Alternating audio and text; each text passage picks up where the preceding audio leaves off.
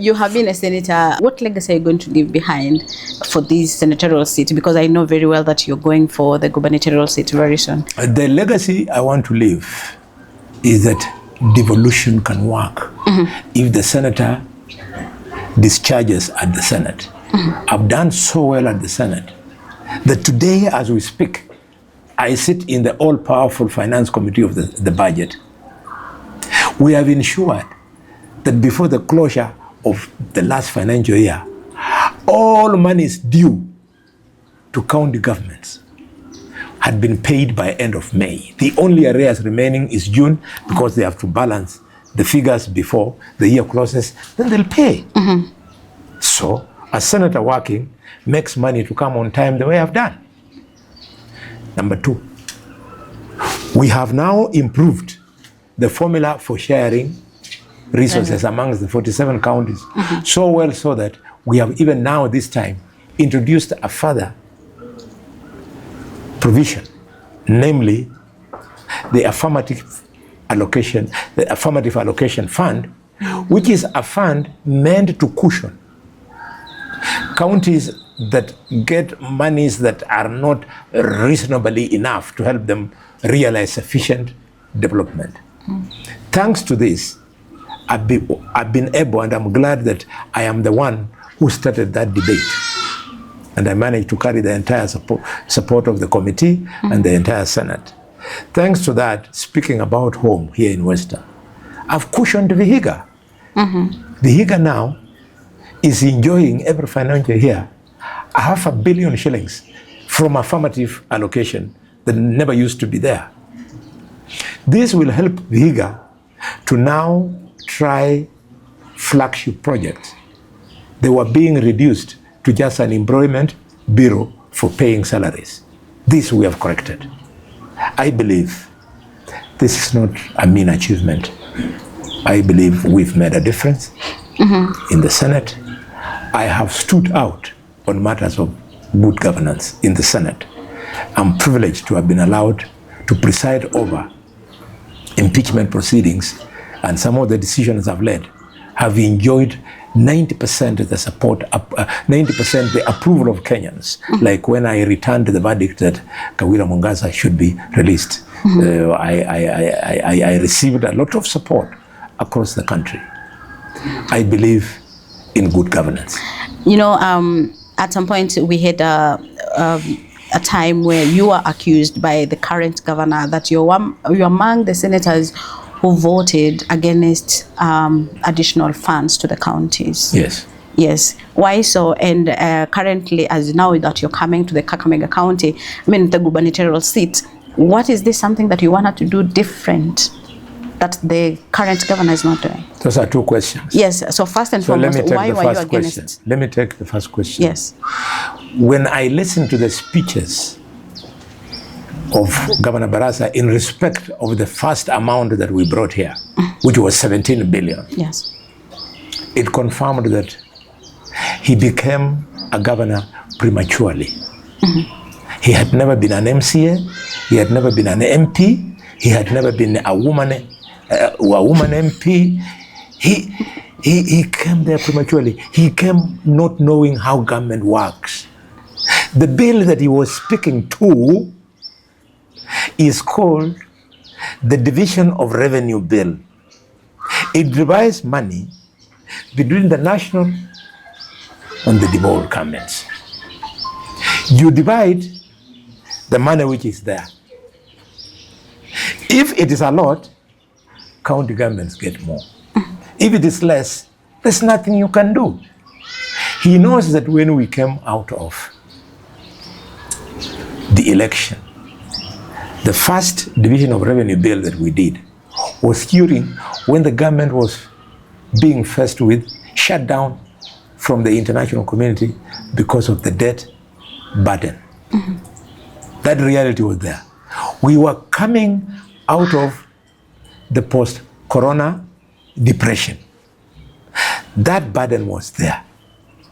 We were faced with the war and conflict in Ukraine and Russia. So having managed the debt,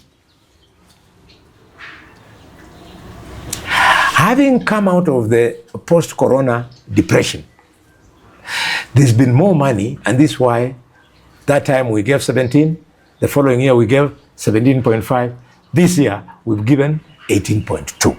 So if he was a polished and accomplished politician who understands how government works, he would not have made that ignorant statement. Second question you're asking, is it that what is it that you want to do differently? Why you want to remove Baraza? No, why do you want to become a governor? Yes. What I want to do differently is everything that Baraza is doing now. Baraza is responsible for the switching off of all the security lights in Kakamega. Kakamega closes down 15 minutes after 6, maximum 6:30. Business closes in Kakamega until the following day. I am going to make sure that I reopen businesses. The markets where I can give sufficient security, especially this down, can be either 24-hour economies or close to 24-hour economy. Because the purpose of the governor is to ensure that the systems are working for the economy to thrive. Baraza, he's responsible. You can see in the smell now in town now. This is not fresh smell. The town is stinking because of uncollected garbage. There's garbage right there at the corner and everywhere you go. I'll ensure that this place is clean. I will ensure that the flagship projects that were started by the first generation governor are completed, namely, but not limited to, Buhongu Stadium, the Teaching and Referral Hospital, the hospital in Mumias, the hospital in Malaba, the hospital in Butere. If you go here in Malaba, there is a project that was started for dairy. I'll go and make sure that Tumbeni is completed. I'll make sure that all the water projects that were started by that first generation government are completed. You go to Ikolomani, there is a Butuea water project. The pipes are now being vandalized. If you go right now to Regi, they're being vandalized. I ask you as a media to tour. I am going to go beyond that and now bring in my fresh ideas. As the governor of Kakamega, I will ensure that I do the prerequisite stuff so that Kakamega, we elevate it to city status. Elevating this town to city status has returns. For a person of your age, you know, just the other day when Kisumu was not enjoying city status, what it was just like a smelly little town. But right now, because of the funds that you attract when you're a city from the World Bank, Kisumu now is the best city in Kenya today. It's better than Nairobi. And you know why? Because the governor there is a former senator. Because the governor there, Professor Nyong, is a child of the struggle. He came from the struggle fighting Moi. That's why you see him performing. He had a vision to go there. I am also a child of the struggle. I joined the struggle when I was the age of 22 at the University of Nairobi, when our generation of youth overthrew the president. When I was discontinued from the university and my life came to a standstill. But 1.5 years later, I was readmitted into medical school. I come from that generation. And because I went in at the age of 22 years, I believed something. I have not seen that thing. So what Professor Nyong had wanted, he's seeing it in Kisumu. I want to see it in Kakamega. And I tell you, you will not believe.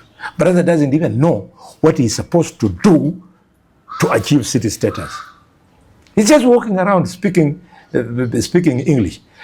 To get city status, yeah, you must get a multi-billion sewage disposal plant. Not these silly things they are doing here in Rosterman. You have seen there. They burn garbage. Have you been there? In that wall they've done. It is a sign of foolishness. They are supposed to spend 2-3 billion shillings in creating a sewerage handling plant. The moment you do that, the moment you fix Pokongo Stadium, the moment you fix Kakamega International Airport, we shall get city status. And when we get, it means jobs and jobs and more jobs for our youth. Mm-hmm. That's why I'm there. I'm not there to be rich. I'm not there to be rich the way Oparanya did. What I saved Oparanya is because he got appointed in the broad-based government. He was now being charged at the same time with Waititu for 1.4 billion shillings. I don't want to be governor so as to steal. In fact, if you look at me now, I might not be having a golden watch like Murkomen. I'm not having shoes worth 80,000 shillings. But with my 12,000 shilling shoes and my jacket of 8,000 shillings, I look very smart. So why would I want to steal to go beyond this? Without being governor, I have a good car. Not one, not two, not three. They're there. I have a good house. Not one, not two. They're there here in Kakamega, in Nairobi and Mombasa. I did not have to steal. We want to come and teach our children that you don't have to steal from the public for you to live well. God has given me the gift of many children. All of them, as they move on. Professionals. I did not have to steal. I did not have to steal money so as to take them to a university in Europe. None of my children has gone to university in Europe. They are accomplished professionals, lawyers, doctors, engineers from the University of Nairobi. Mm-hmm. This lie, we have to stop it. All of them, none of my children has gone through these academies. They come from Malinya Primary School, my children. That is the Kenya we want to build. I want to elevate this hospital to a level whereby when I'll be unwell, I'll be admitted in the Provincial General Hospital, Kakamega, where I practiced medicine for 3 years. That is the vision I have for this county. A vision whereby I celebrate our culture of bullfighting of Isukuti by attracting tourists to come and see how unique we are. And they will come and pay me for seeing how different we are from them. And that money I'd employ young people. I'm going to unlock the gold mining, which is a 300 billion shilling asset here in Rosterman, in Shinyalu, and in Kolmani. I'm going to open it up. Shanda Gold was trying to take shortcuts. I've now contained them. Now we are meeting on the table. We have a meeting next week.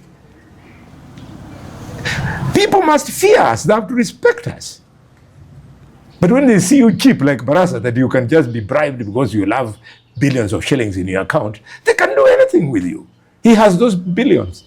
But he is not respected. Even in a funeral of a 4-year-old, he can't talk, despite being the richest man in Kakamega. This young man here, my senior, cannot listen to Barasa because he doesn't inspire him.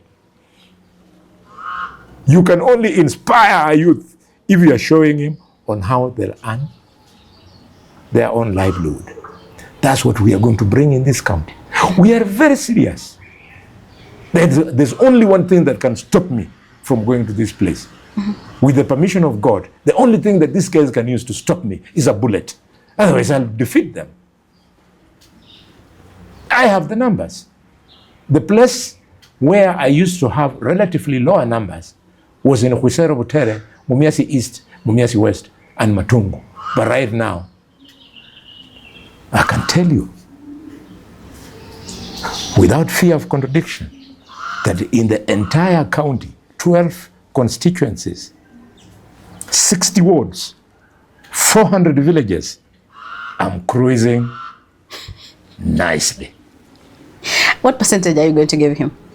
Who? Baraza. If the vote is cast, Baraza will be number 3, else Mwanda will be number 2. No, according to performance. Performance, yeah.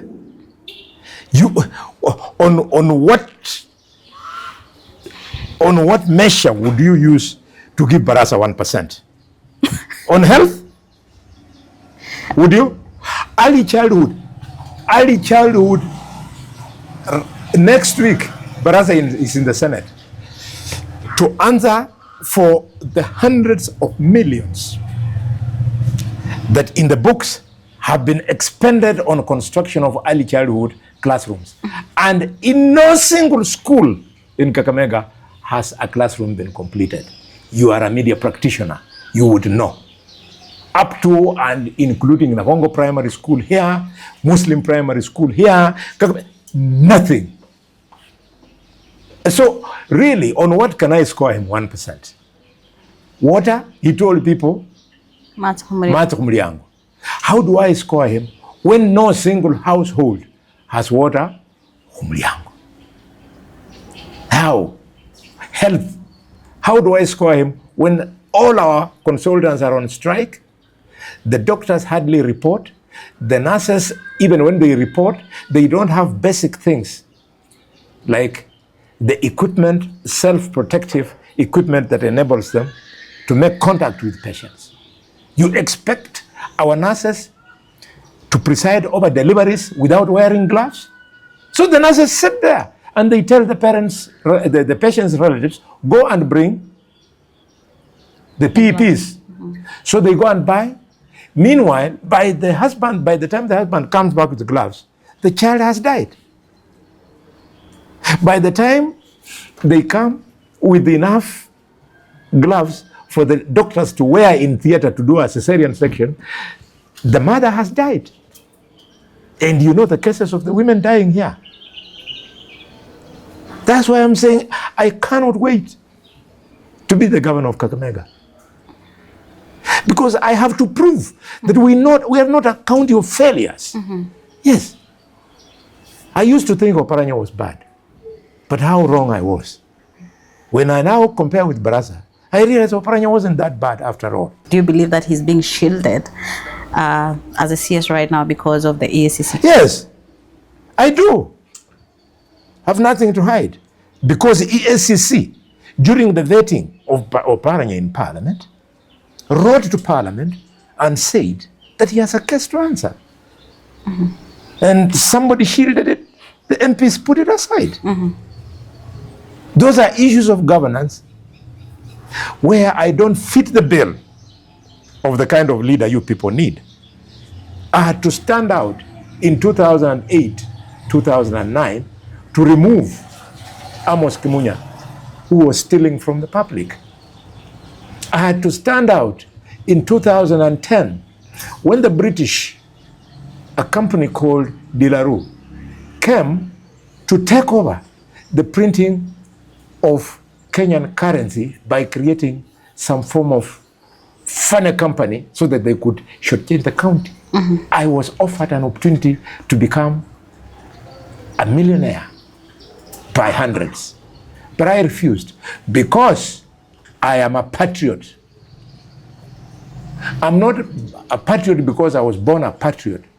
I'm a patriot because I'm not a dog. I remember where I came from. I came from a Christ-touched heart of a Changa brewer, and I've made it in life. And I will do everything possible that any brilliant child like myself be given an opportunity to excel. And when they excel, the country excels.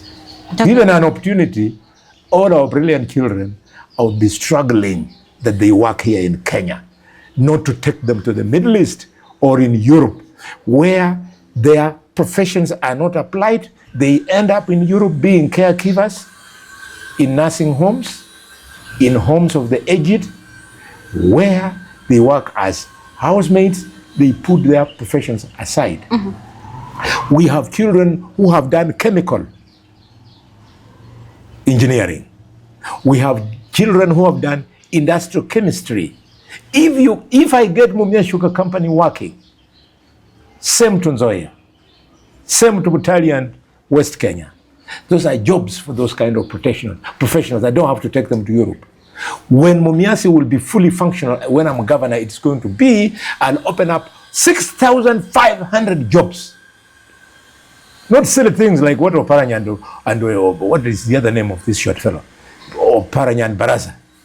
what they were doing. Their only imagination of creating jobs in this county is to employ youth who can be saluting them.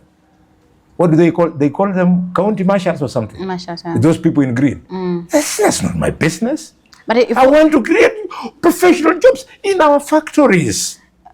yeah, I want to create jobs in the gold mining fields. I want to create jobs in the tourism sector, because the bullfighting and culture is there, because the Nabongo Mausoleum is there for tourism, because Kakamega Forest is there for tourism. They have refused to imagine.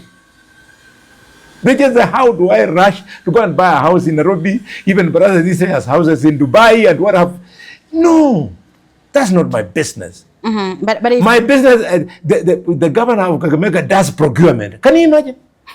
He sits and finds out, oh, this tender is 200 million. Who is good? That is not my business. I don't want to know how procurement is done.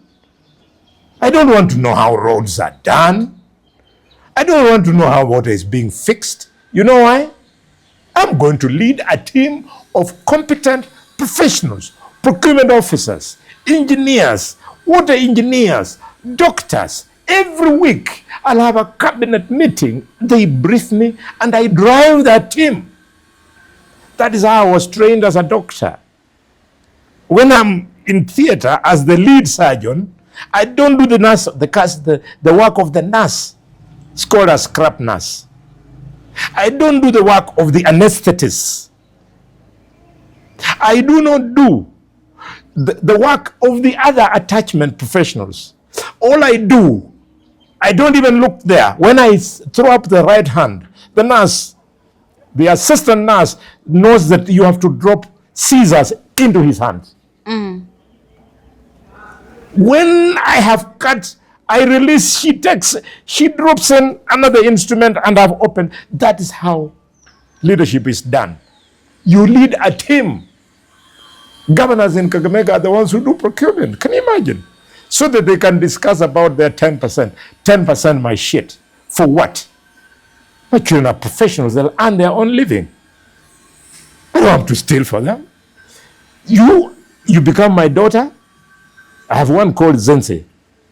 She's a human resource manager. I have to giving birth to her, grown her up, educated her. She's gotten a job. I still steal for her. Let her go and look for her own money. If she wants to steal, let her go and steal, not me. That's the country we want to lead. What are we doing? Tell me. When the governor's wife starts being a supplier for food in a hospital, you're controlling this tender. How does it improve business? Because the money she makes, she goes and banks it wherever they have put their accounts. Some of the accounts out of the country. But if I allow this group of women to be the one controlling that tender, the money they get, they don't bank. They plow it back. We've been in this hotel with you for the last 1 hour. How many vehicles have driven here to come and give business to this? It's collapsed. The economy has collapsed. In the parking, the vehicles here are only mine. So we must accept we have missed it. Workers of the county government are not paid. I'll pay salaries as a priority, because when the workers in this town have salary, they start spending in the supermarkets and the economy becomes vibrant. They buy beer here. They sleep with the sex workers. The sex workers have money. That's how you do it. If you go to Vihiga today, there's a small little market here, the size of Marinya, called Chabakari. It works up to 1 a.m. in the morning, because the governor in Vihiga has allowed money to flow. How does money flow? You pay salaries, you pay contractors. Baraza has got a list long of pending contractors. They're not paid. My brother's son, his name was Lukonzo, who? The one we buried the other day. Eh? Lugonzo. Atumomia siya msenda hapa. Tunajua kijana mwenye alikuwa anajiita engineer. Yes. That is the son of my aunt. He died. He got a heart attack because of debts. He had accumulated debts. Now everybody was on him. He's a contractor. He died. But a young man, very brilliant. But Mheshimiwa, if we are talking about misappropriation of funds in the county, we've not seen EACC coming here. We saw Natembeya. Let me tell you. Had a date with the EACC. Let me tell you. Natembeya was taken to the EACC not because of theft, but he wanted to be taught a lesson. Yes. So is it like at the courts when Natembeya was taken, I refused to go there, much as he is my younger brother, because I did not want to be got in conflict of interest. Because I sit in the Senate knowing very well that a corrupt governor will be brought before the Senate for us to preside over his impeachment. So I said, this guy, because he's been caught stealing, if I go there, it will be a conflict of sorts. So I refused to go. The following day, I was waiting for headlines of what Natembeya had stolen. And what did they say? The guy could not account for 1.2 million shillings, which the governor said was his interest. Really? And you arrest him with all the fanfare that you saw? So that was political intimidation of the governor. The governor of Kiambu, Governor Matangi, again, political intimidation. Governor Matangi is one of the performing governors. But because he doesn't give corrupt people in the high echelons of power an opportunity to partake of the money of Kiambu and the money of Trans Nzoia, that's why they're being intimidated. But counties like Kakamega, where people from the high officers come here and collect money at the end of the month, they will not be arrested. Who doesn't know that people eat the county government money with Barasa, people from Nairobi? On a good day, I'll give you the names of those people. It's not a laughing matter. Money meant to build nursery schools in Kakamega. People come from Nairobi and they eat with Barasa. And you want the bullfighter of Marinya to keep quiet. Because you are saying it will be a sign of bad manners to the government. I believe President William Ruto would like all nursery schools in Kenya to be built. I believe President Ruto and I believe would want our hospitals to work. This is why you see him fighting with the Shah chief for what? Because he wants universal health care. So if a useless governor like Barasa is doing these things and I take him on, I'm doing Ruto's work. So who is intimidating this? And if I'm not doing Ruto's work, then I'm doing God's work. Who is intimidating these governors, as you say? It's politically instigated. I said politically instigated, but of course it has to be coming from someone else. It is. There's no point of me coming here for this presser, for name calling. No. I want to speak on facts. If in the Senate, when challenged, I'll bank it with facts. Okay. Are you vying on UDA ticket in 2027, or do you have your own political party? Because one has it that you have a political party. Yes. As if it is a crime for somebody to have a political party. It is a crime, but we just want to... I want you to go and read the Constitution of Kenya on something called rights. We have right to life, and we have many other rights, including political rights. I think I've answered you on that one, but let me now respond. You asked me whether I'm going to run on UDA. I'm a founder member of UDA. I find myself in a very bad place, where as a founder member of UDA, who by law, I sit on NEC, the National Executive Council. I don't know whether you know that. I do. But I only hear of decisions.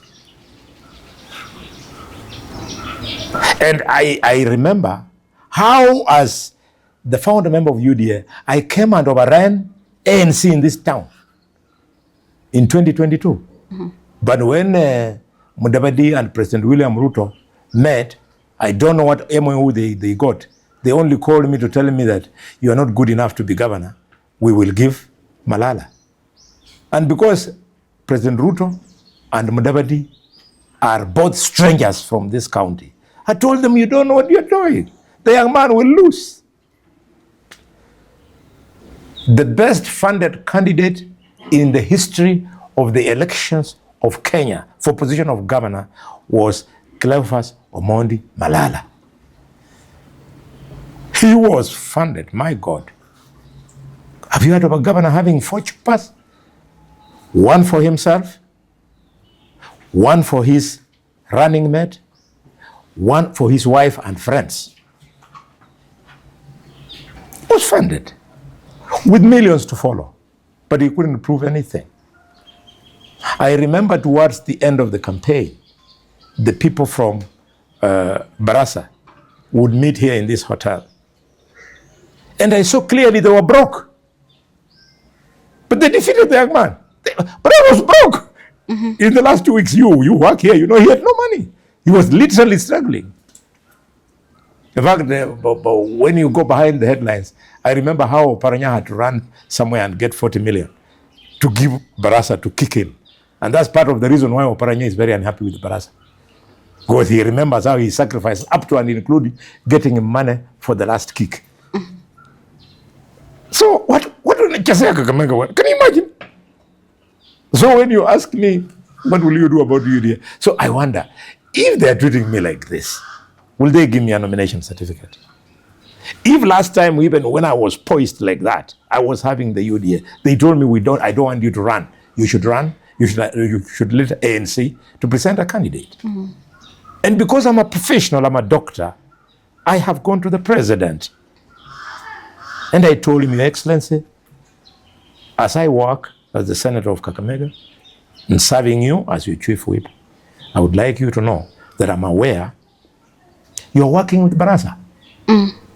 And you do not have to refer anything to me to work with him because he's the governor of Kakamega. However, know that in 2027, I'll oppose him. And I would like to run on your party, UDA. Then the president was non-committal. Then we came here for a rally in Kakamega. And in broad daylight, when I was standing there, and Barasa was there, and Oparanya was there, and the media was there, and the people of Kakamega were there, he told the people that he will support Governor Barasa now and for re-election. You think I'm a dog? To then sit there thinking that he will change his mind? I'll still support him for president. But I'll also have to support myself for governor. So that even when I lose honorably. And when I win, I give the people of Kakamega an opportunity to say that Khalwale can serve us. We cannot expect outsiders to be coming here to decide who becomes the governor. Then we will miss it altogether. Because they don't know us. Have I answered you? So if UDA gives me a certificate, I'll go back to the people of Kakamega, ask them, do you want me to run on UDA? They tell me, yes, I will run on UDA. If they don't, we will know what to do because the Constitution guarantees us political rights. Currently, as you speak, are you a party leader? Pardon me? Currently, as you speak, are you a party leader? As we speak now. That is a very easy question. There are several parties which would love me to run on their parties as their candidate for governor in Kakamega. UDA is one of those parties. Because they are relying on Barasa, who is an ODM candidate. So if UDA will be looking for a candidate, it would be one of the parties wanting to field me as governor. But it is not the only one. The other parties here who have approached me, including the party of the late Hamisi, called Maendeleo Democratic Party. I hear there is a party called United Patriotic Movement. I'm yet to know its leadership. They are looking for me, you know. You did a whole lot. Yes, you did a whole lot here in Kakamega and Western region. Yes. Do you think it has lost mashiko yake, its touch on the ground? Because people feel like it's no longer here. And also ODM. It's like now the Luya parties are taking over. Do you think? Do you want me to tell you the obtaining political? Do you think it has lost its popularity? Do you want me to tell you the obtaining political ecosystem today in the Luya region, formerly Western Province, is as follows. UDA, United Democratic Alliance, is dead. It's non-existent. Because if it was there, I am the head of that party in this region. I know who I put where, who I was using as coordinator where. They all report to me, up and including this morning, my coordinator for Vihiga County, Madam Eva Mercy. We have been having a breakfast meeting. So they report to me. Because the alternative in Vihiga was ODM and ANC. So UDA is dead. 2, the other party here is ANC. ANC is non-existent because Musalia, I don't know what they agreed with President Ruto. He has folded the party. It's not there. The third party is called Fort Kenya. Fort Kenya has found it impossible to attract the people of Kakamega, to attract the people of Vihiga, to attract the people of Bungoma, of Busia. It attracts only Bungoma and Trans Nzoia. So it is a limping party here. I would not stand on Fort Kenya because it is something which is foreign to these people and unattractive. The third party, and last year, is ODM. When Raila went into broad-based government, take it to the bank, he lost the entire ODM support in Luyaland. He lost it because he did not refer to them. In their own drunkenness of power, he believes by picking Oparanya, he has pleased all the ODM supporters of Western, forgetting that even Oparanya is not happy about that appointment. Yes, Oparanya was also shortchanged. Raila had all along positioned him as the Minister for Finance. And when the chips are down, because Raila has the bad habits of lying to lawyers to get votes, and when the benefits starts flowing in, they go to Nyanza. He was lying to lawyers about Oparanya, and that position has been given to John Mbadi. John Mbadi, who is an accountant, but several years junior than Oparanya. So Oparanya is not happy. So ODM, the fortunes have gone down. The result is we are telling lawyers, and I have no apologies to say this as a leader of this community, that enough is enough. When we push national agenda, the people of Kakamega especially, their numbers are used to bargain in Nairobi. And when the benefits accrue, they are not shared with the people of Kakamega. The Grand Coalition government, the handshake government, and now broad-based. Which projects has Raila brought to ODM supporters of Kakamega? UDA, I supported UDA. You can see I'm even being labeled as anti-government shamelessly. And yet all I'm saying is that please, we supported you, we voted for you, we looked for votes for you. Give us a bit of the pie. And I don't want to be given money. I'm saying fix that project, fix that other project. Why are you people calling me anti-government? For asking for what our people deserve.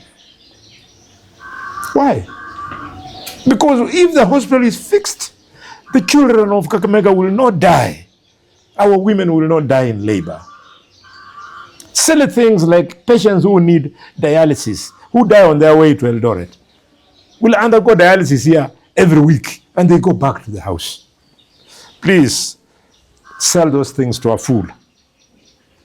Not me. Not me. I refuse. Let everybody get, but also Kakamega to get. Somebody like Mudavadi and Wetangula. They are jokers. How can Wetangula be using the numbers of Kakamega to go and bargain in Nairobi and dare tell the president that the airport meant to be in Kakamega should go to Bungoma? Then the immigration office for Western Kenya should go to Bungoma. He's old enough to know that Kakamega is the political and commercial capital of the Abaluya people. And our forefathers who made that decision, Masinda Muliro was Abukusu like him. He said Kakamega. Wamalo Kijana said Kakamega. Abukusu like him. Elijah Wasikemwangale said Kakamega. He was Abukusu like him. He's a petty thinker. He wants to tell the country that Luhya land is Bungoma. Luhya land is Vihiga, Bungoma, Trans Nzoia, Busia, and Kakamega. Headquarters here in Kakamega. Before, now, and after Wetangula and Khalwale are gone. A Luhya spokesperson, does it matter? Yes, let them be spokesmen, let them be kingpin. But I've said, I don't want to be a kingpin. I'll remain the linchpin. You look in the camera, one word, two Kenyans, adverse to Kenyans, and especially at this point whereby there's a whole lot of things that are happening in the country. There's turmoil, there is, aftermath of Gen Z protests. What do you have to tell Kenyans? I truly regret the loss of lives and property the way I've seen both in June 25th last year and what happened this year and on Sapasaba. I truly regret. How I wish it could not happen. I'm appealing to anybody and everybody who has the slightest responsibility to ensure that this does not happen, to play their part. Look at this beautiful little boy from the media. If you go behind him, there are aged parents back home, poor, who have sacrificed everything to bring this boy to become a media practitioner. How can I be a leader if this boy is going to be shot? How can I be a leader when a hawker in Meru, who started hawking, went to a kiosk, went to a shop, has built a modern supermarket when that market is being torched? I don't want to be part of that history. And because of my national credentials, I will not keep quiet. We must get Kenya right. We got Kenya right when Moi was practicing detention without trial. We got it right. We removed Section 2A, which had made Kenya one-party state. Today, I fear the broad-based government has moved us closer to our one-party state, because it looks like somebody wants to believe that what the president and Raila Odinga say must fly, irrespective of the depth of whatever they have said, whether it is right or wrong. We want the only thing to be the constant, be the provision of the Constitution of Kenya. When the Constitution is right, every Kenya will be happy. But when we take shortcuts, we don't go anywhere. Asante sana kwa muda wako. Thank you so much. Shukran.